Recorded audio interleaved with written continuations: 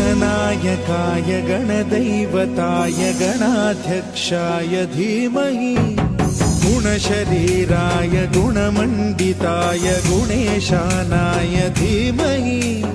गुणातीताय गुणाधीशाय गुणप्रविष्टाय धीमहि एकदन्ताय वक्रतुण्डाय गौरीतनयाय धीमहि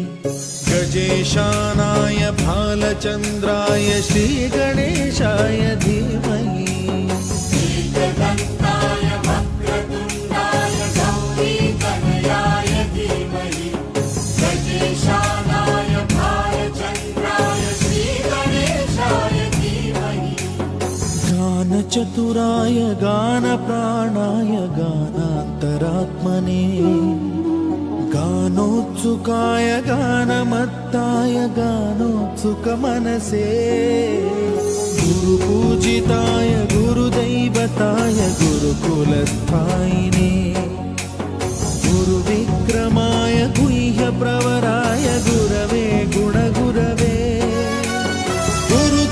गुरुदैत्यकलक्षेत्रे गुरुधर्मसदाराध्याय गुरुपुत्रपरित्रात्रे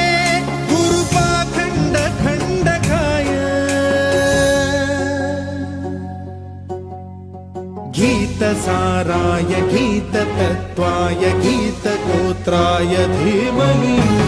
गूढगुल्फाय गन्धमत्ताय गोजयप्रदाय धीमहि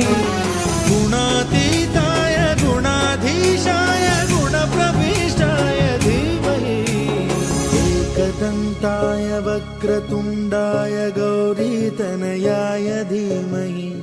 गजेशानाय भालचन्द्राय श्रीगणेशाय